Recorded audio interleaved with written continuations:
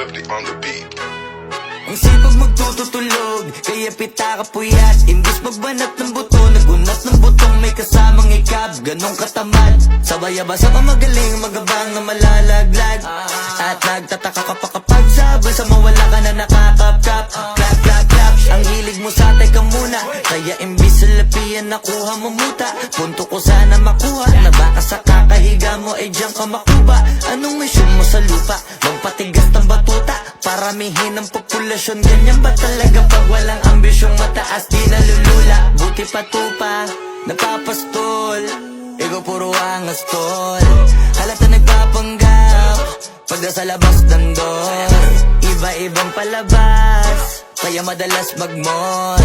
Akala mo lang nakahabol ka na, pero di ka pa nakakascore. Di lang pala yung tulog yung pwedeng may mapanaginipan. Di rin pwede na lahat ng gusto idaan sa hilingan. Pag may nahiligan, di madalian. Ba't di pagigilan, sige, ikay magpursige kasi di pa huli.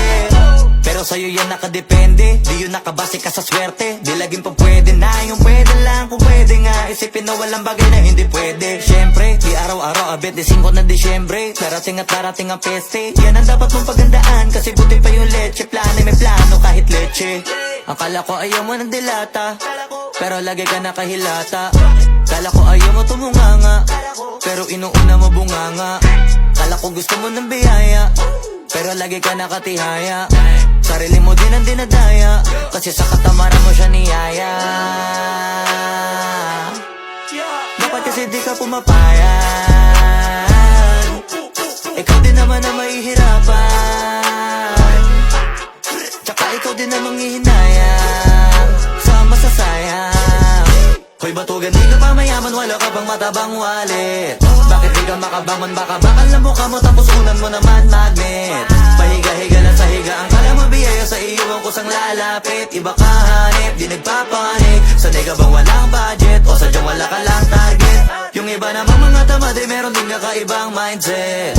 Kaso lang hindi natin alam kung utak ba talaga nila ang ginagamit o gumagamit. Pag walang wala at pagkakailanganin sa patalim kumakapit. Pag walang arip, sige ang dali, sige ituloy mo pa pare hanggat hindi ka pa sumasabi. Sana malabanan mo sarili mo na sanay na puro kahingi.